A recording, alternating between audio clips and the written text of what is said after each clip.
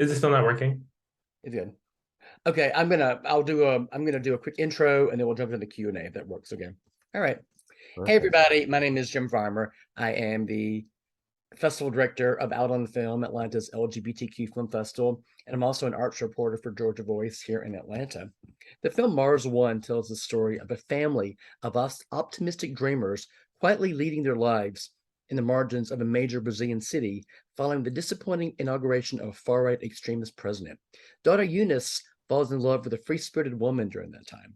The film premiered at Sundance in 2022, played several festivals, including Out on Film, where it won 3 jury awards, including Best Narrative Feature, Best International Film, and Best Ensemble. The film was selected as Brazil's official submission for this year's Academy Awards, has been released by Array, and is now available on Netflix. Wow, congratulations. Please Thank you. welcome the writer and director, Gabriel Martins. Hi, everyone. Thank you so much for talking to me this morning, Gabriel, and congratulations on the film. Yeah, thank you so much. Pleasure to be here. Absolutely. Can you talk to me a little bit about the inspiration for the film? Yeah, of course.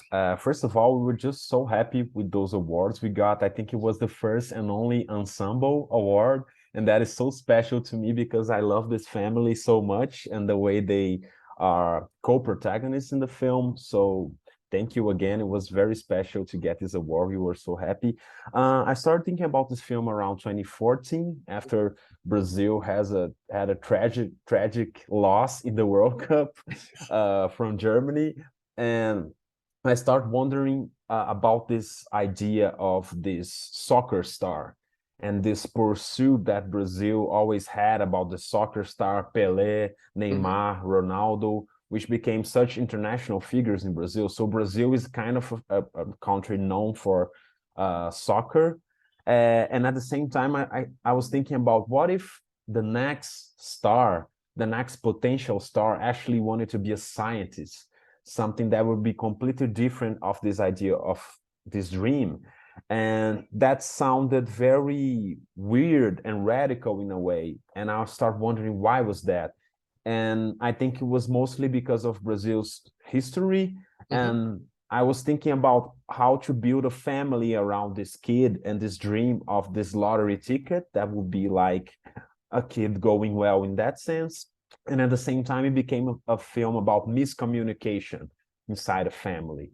So I think that's where the character of Eunice comes.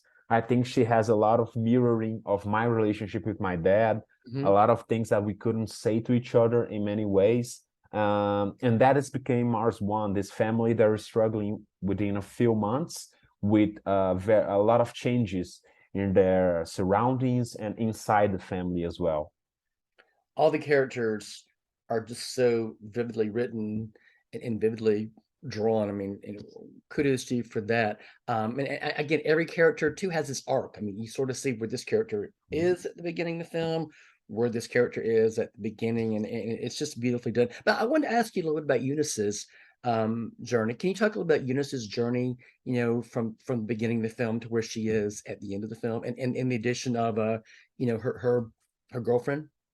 Yeah, this was a character that she first came as an idea of a political future in a Yeah. way, because at that time when I started writing the film, I kept seeing a lot of young Black women kind of leading strikes and demonstrations, and I thought that was very powerful. Mhm.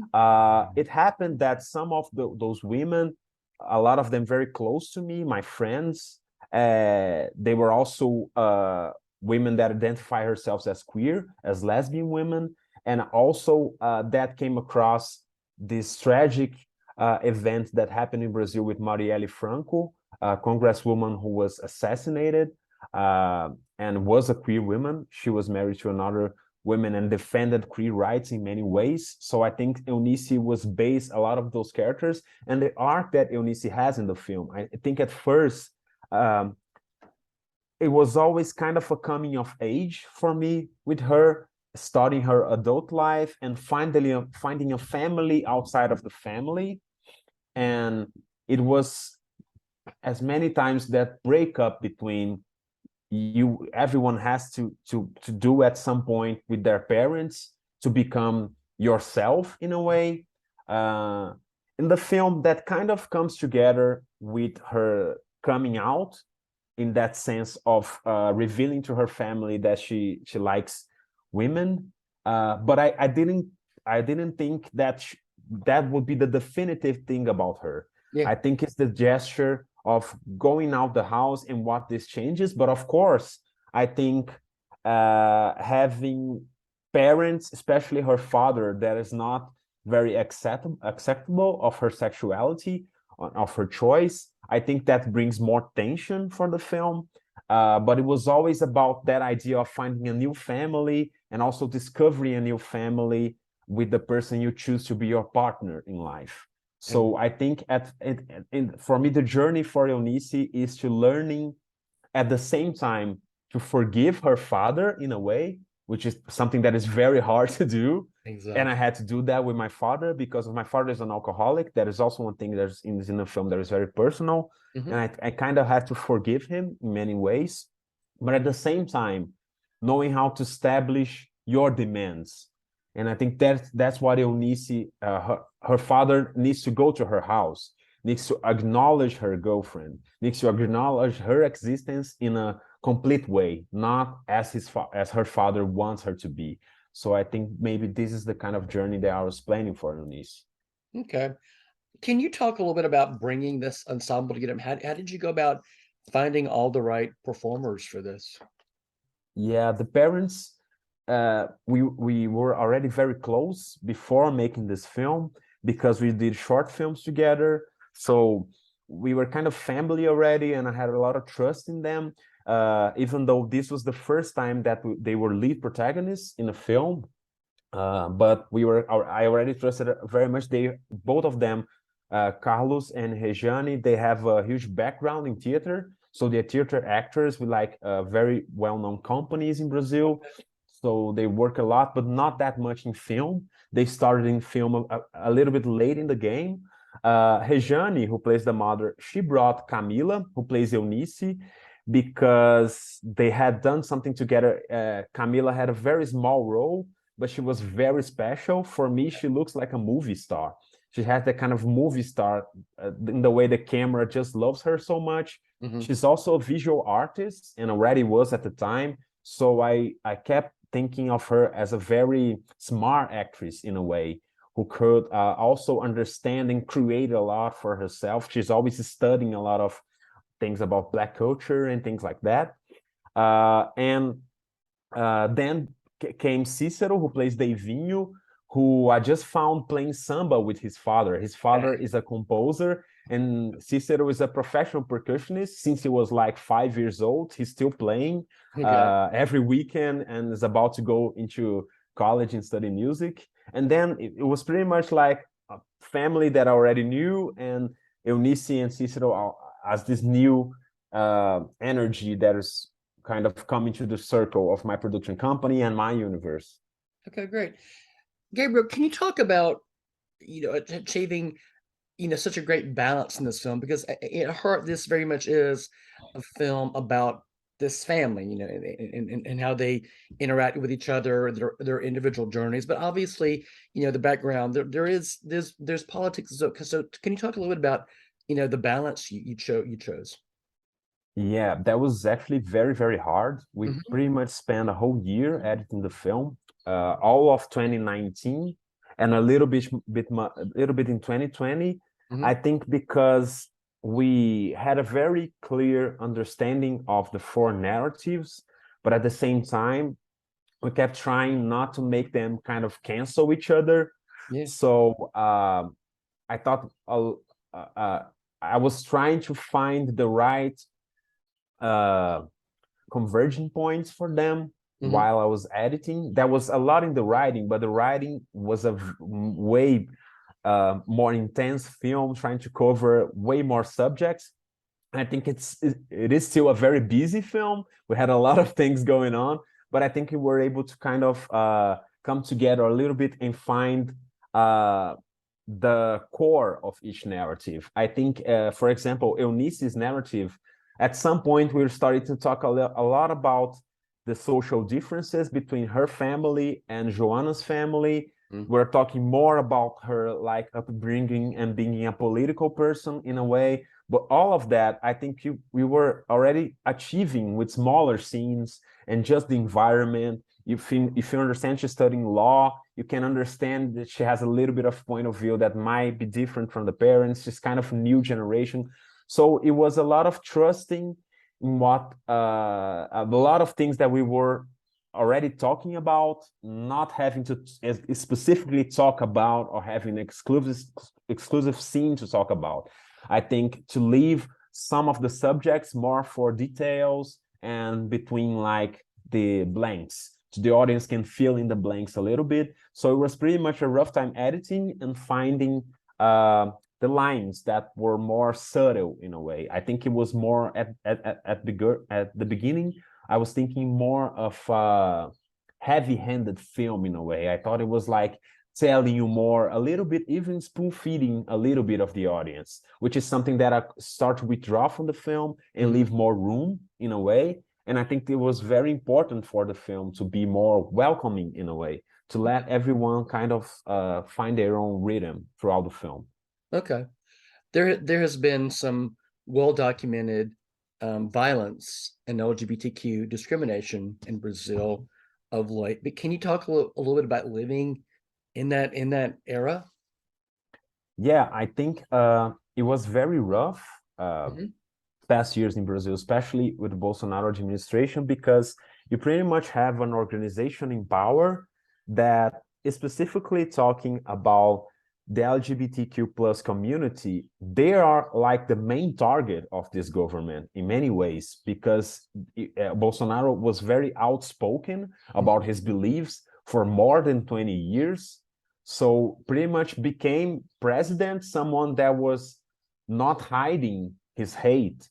And that is something that I think is very tragic for a country, especially Brazil, that we have a very big LGBTQ plus community in Brazil. And I think Brazil is very similar to the United States, where hate and love are pretty much like all the time battling each other. And we are a very divided country in many ways. And I think what I could see for many of my friends that are part of the LGBTQ plus community, family that I have that are actually living that in their own skin, I think it became a hard time, a very depressing time in many ways. A lot of people there feel very lonely because you are afraid to do things that maybe you were not so much afraid a little before. But at the same time, I feel that there's a strand that started to build around a lot of communities that I think in this next step that Brazil is starting right now with Lula as president and Bolsonaro out, I think the political demands, the political energy, and the importance of this community to be seen and valued in a government, I think now is much more intense, is much more present, because when you go through such a hard times, I think you can kind of build a resilience and build a sense. I think this is like historical for the LGBT community that has always been persecuted, but in a very hard times like this that we've been in Brazil, I think it certainly build a resilience. I can't speak for other people, but I can speak for everyone that's around me, that I feel that there's a sense of resilience and a sense of now we have to be stronger, because we don't have no idea what's coming in the future. Now we've been through that. I think we build a sense of kinship as well. I think we need to understand each other more. Sure. That's what my take after this hell of 4 years we had. Okay. Gabriel, how would you describe, I guess, the state of filmmaking in Brazil, particularly for Black filmmakers and LGBTQ filmmakers? I think along with this 4 years of everything else going wrong, the film was one of the main targets. The artistic community in general, because of what the government perceives as important, culture and arts is not one of those things the government find it was important. So I think now is an idea of a comeback, because for around 2016, 2017, it was 2 years when we started to have more representation in festivals and film festivals in Brazil. We started to have more a larger understanding of what affirmative action means, and how we need like specific funds for LGBT filmmakers, for Black filmmakers, and the result of that was like films like Mars One, which was funded with affirmative action, a fund just for Black filmmakers. And this presence in film festivals was starting to change everything, because when you start to see yourself on the screen and see you have a room, you get more safe in a way, creatively way. But at the same time that was like coming up, boom, that came the Bolsonaro government and stopped everything. But now I think there's a sense of rebuild, that all of those filmmakers and the participation that they have or they need to have in the filmmaking society are way more valued. But now we have so much rebuilding to do, that I think it would take a little bit of a long time for us to actually have something closer to an equality in a way, and because it ends up being about the money. But just at the start of this government, we're already having a lot of funds coming back. So I think we'll see very interesting next 3 or 4 years for those filmmakers in Brazil. I think a lot of them will have like first features, and then we maybe can start to see some beautiful things going on. 2022 was such a huge year for the film and for you. I mean, obviously Sundance, getting the film seen all over the world. What's it been like being able to get it out there, seeing it with an audience, and now having the film available on Netflix where people literally across the world can watch this? Yeah, it's kind of a life-changing experience, to be honest, because it was very overwhelming to be part of, to launch a film. This is my first solo directed film. I've been filming for a long time, 17 years since I did my first short film, but just now I did my first solo feature film, and it's a very honest film about my family history, my history, and to share that with the world and be very well received with a lot of love coming back to me. I think it's just such a rewarding experience in a way. I was able to meet a lot of interesting people, still meeting a lot of interesting people, like right now, just talking to you guys, which is a very important festival, very specific festival that maybe in the past, I had no idea if our film was actually go to that circuit, but being there and being talked in that sense as well. It's interesting because it's silly for me to say that, but I always thought like I was doing like a Black film in a way, but I'm also doing an LGBT film, but I just never thought about that in that way. And that community received the film with such warmth and love that I'm just so thankful. I'm starting 2023 with so full of gratitude for what the past year has been to me. And it's just an incredible opportunity to share something that is very specific from Brazil, a story that is very specific from my neighborhood, where I grew up, and see that can resonate worldwide. I think it's so amazing. And I'm so happy to be able to have this kind of exchange that I've been having for the past 12 months. So, yeah. Oh, that's great. The film is Mars One. It is now, it's been released by Ray and is now available to watch on Netflix. It is an extraordinary film. Gabriel, thanks so much for sharing the film with us. And thank you so much for talking to me today. Thank you, guys. Thank you so much. Take care. Thanks so much. Yeah.